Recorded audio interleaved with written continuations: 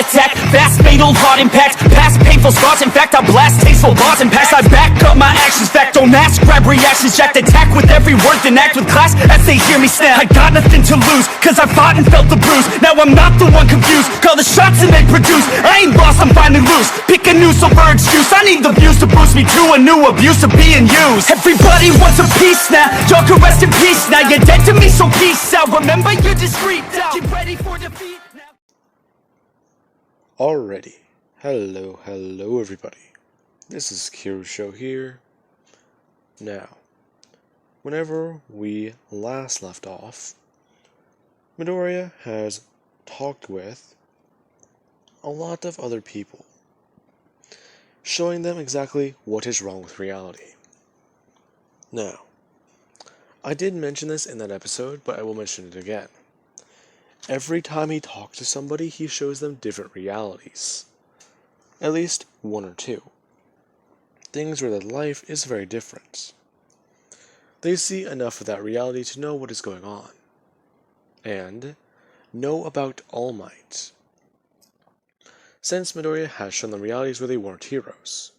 Where he made peace in the world, and realities where he didn't. Now, with that being said, excuse me. Now, with that being said, Midoriya, he is getting ready. He isn't too sure as to what's going to be happening. But with all the amount of time that has passed and him talking with everyone and, well, getting to know people better, he's decided that he knows exactly who he's going after next. In fact, it was quite easy. Midoriya once walked into Class 1A today, and he was sparkling. He had a strange quirk, which allowed him to refract light in a very small way.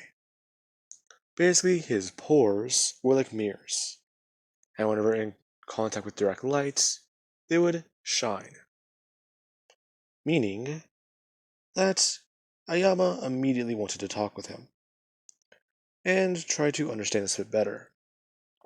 Now, Midoriya was able to, within a few of those shines, immediately show Ayama a vision, and get him to keep his mouth shut about it. As Ayama is confused, before he simply just does try and freak out a bit more. Midoriya and him going throughout the entire interaction. Midoriya, in his mind, seems just telling Ayama to stay calm, and to quite simply play along. Now, Midoriya has gotten a lot of people in 1A on his side. In fact, I want to say he has about half the class at this point. Yep, I want to say about half the class. Now, with that being said, the school day does go like normal. And Midoriya does head over to the support course. Whenever he does eventually get Melissa on his side, he'll need allies. He'll need friends. And talking with Mei Hatsume and understanding her devotion in her craft, it's quite simple. He knows her. She likes hot chocolate, and well, usually she stays up for about roughly, well, she does try and go for 3 days, but she usually passes out somewhere around the 70th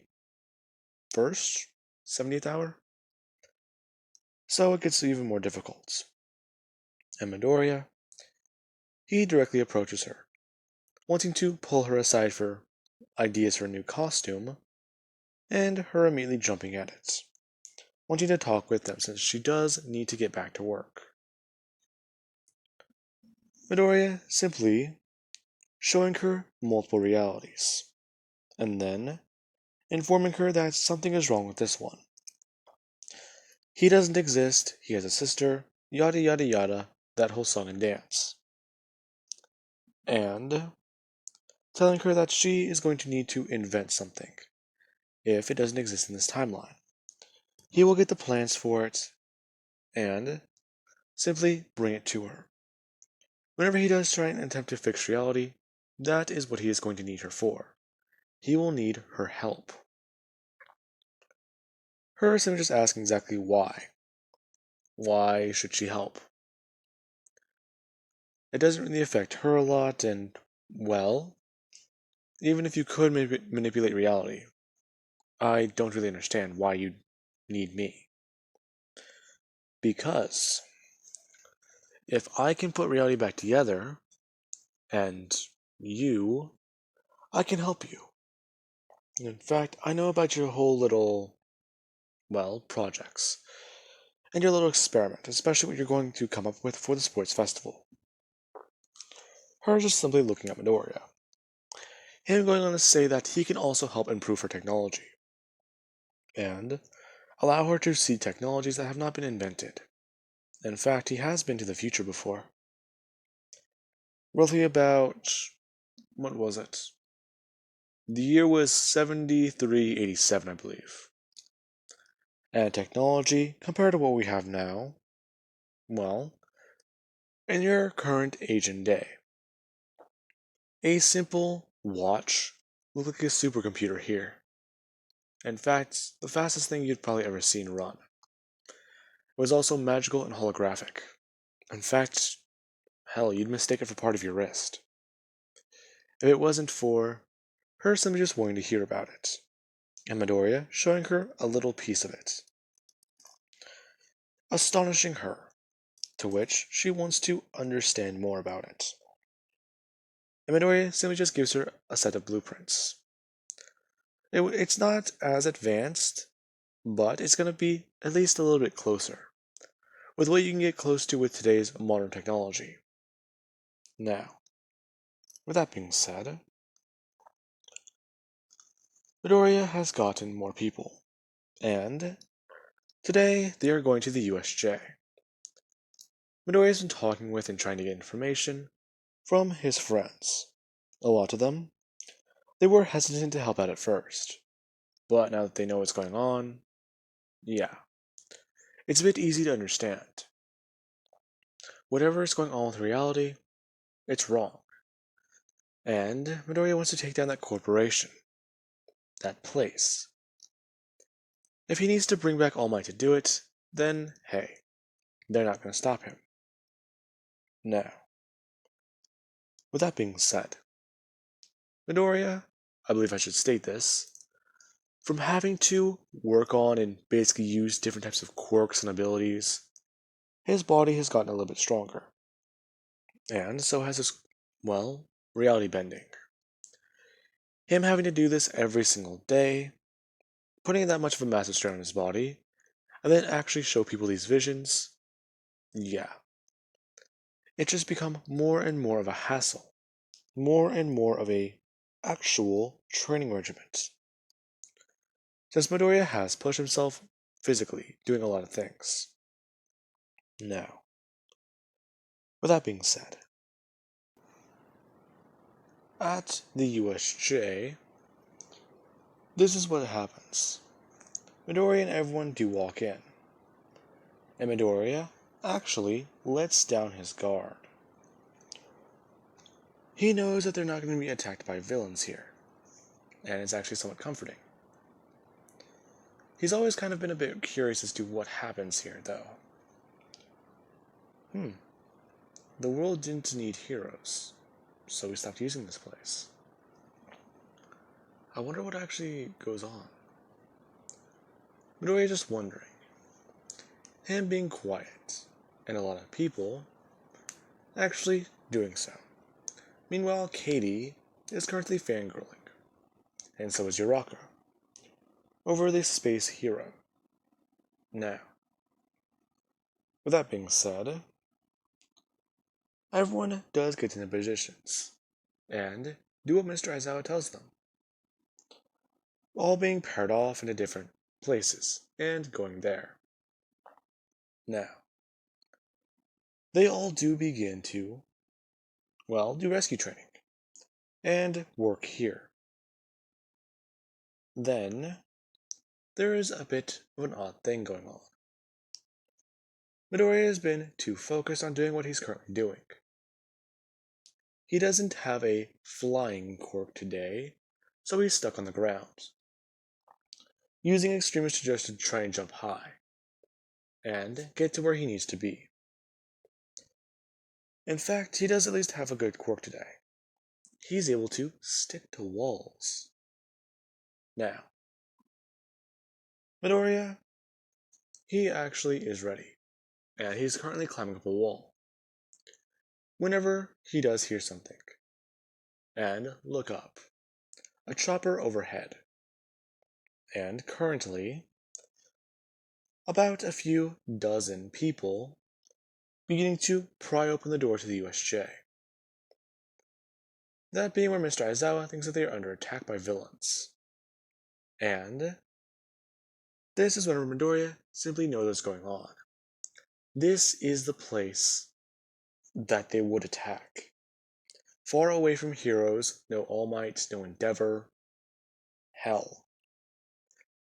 The only hero here is Eraserhead in 13. Of course. Now, you do have multiple strike teams trying to smash in through the roof, and begin by throwing gas all around them. As soon as they do begin to do this, Momo immediately creates a gas mask and throws it onto herself, beginning by doing the same for everyone else around her, and beginning by creating a cannon. She thinks that if she hits the tail rotor out, then, well, they might smash the roof and hit the ground smoothly. And she is thinking, at least, if there is a chance that they explode, it's not going to be worth it. She doesn't want to kill them. And Midoriya, immediately relinking up everyone, shouts in everyone's heads that they're being under attack by the organization. They're here to come get him. And Momo asks Midoriya a question. If he were to try and catch that helicopter, would he be able to? Midoriya just saying yes, as a loud shot can be fired. Well, can be heard being fired. As it gets sent flying through the air, it smashes into the tail rudder, and the chopper begins to burn out, you could say. The engine begins to spark with flames and smoke, as it begins to spin and smashes into the roof. Going through it, Midoriya immediately just pushing off the building as hard as he can, and immediately flying towards the chopper, in that direction. As soon as he grabs onto it and digs his hands into the metal, he swings his body low and increases the weight on his feet. And the chopper begins to be pulled down Midoriya's direction. As soon as he does land onto the ground, he tries to hold the chopper up into the air, as he reaches his hand up and grabs the top of it, beginning by yanking that piece down as hard as he can, as the blades simply dig into the dirt and the ground, before being destroyed and stopping. Now, with that being said, many other people are being taken down by this gas, and Midoriya immediately just simply snaps his fingers, pulling a gas mask out of his cloak and putting it onto his head, before simply just saying that they're probably going to try and take everyone. He hid his appearance. So, what they're going to need to do is be organized and ready. Now, everyone does try and fight and take them down. However, many of the people who are being targeted are incapacitated, and rubber bullets are not fun. Now, with that being said, Midoriya does watch as Ida does try and run off, a man shooting him clear into the back. Midoriya, he saw that, and was actually a bit angry.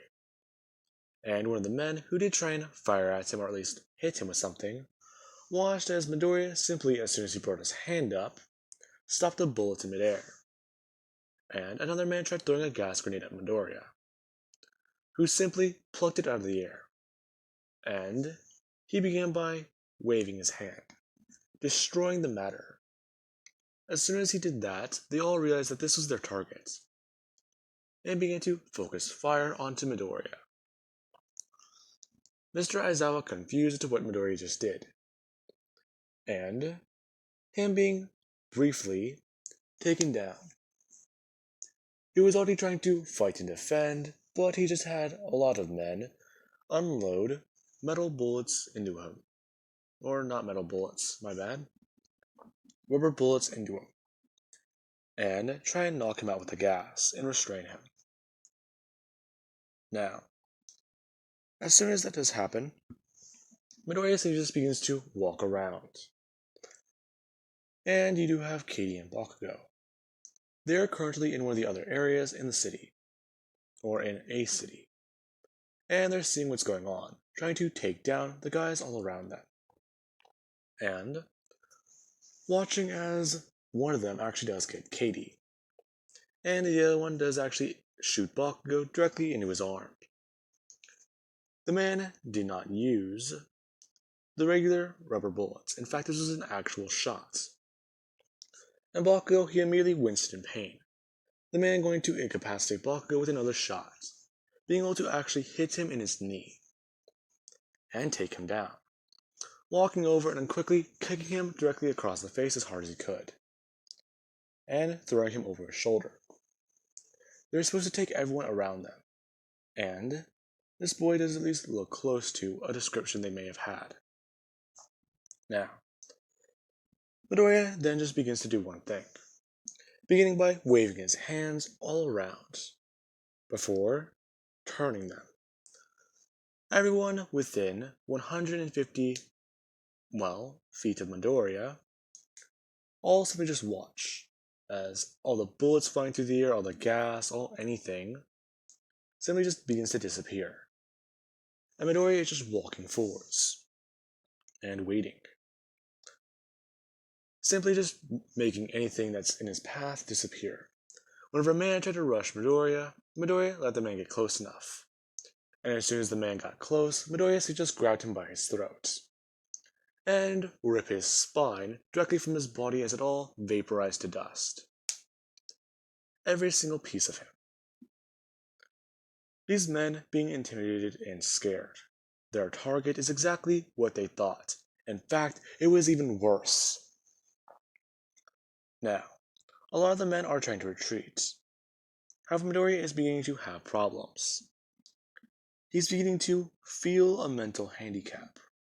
The limit of his power. He's going too far. He's trying to reach that 150 feet, and he's trying to go beyond that. He's currently being able to reach 153. If he tries for 55, his power might leave his body for a while, and he won't get it back till tomorrow. But for right now, he needs it. And a bullet is fired. Someone fired a bullet out of an anti-material rifle, or an anti-tank gun, and it gets sent flying through the air. They simply think that Midoriya will not be able to block it, nor be able to dodge it. And they are surprised. They hit their target, and they weren't supposed to kill. But they only need the brain matter. That's it. Knowing that this is their target means that they can get it. Watching as the ginormous hole they just put in Midoriya's chest makes him fall onto the ground. And everyone is in complete shock, as they're being captured and taken away. Before too long, Midoriya soon just waits there. And with the last amount of power, he puts a regeneration quirk into his body. A massive one. As one of the men who do come over and see this gaping hole in Midoriya's chest, which is basically the size of a watermelon, they simply just watch as that hole immediately vanishes. And Midoriya immediately just jumps out of the air, basically as if he teleported. He moved that fast, so he's just grabbing the man and grabbing his gun, before sending him flying away, and beginning to fire upon everyone. Now, Midoriya tries to have a last stand, have a bit more freedom. And this is quickly taken down. Midoriya's body is being shredded with armor-piercing rounds, or full metal jacket rounds. Anything that they can throw at him, they are, including machine gun fire and even the anti-tank weapon. Now, they're able to, well, incapacitate Midoriya. Eventually his body does run out of stamina, and they gas him. Now, with that being said, I do want to say that that will be a good point to leave this off of. And I do hope you guys enjoyed.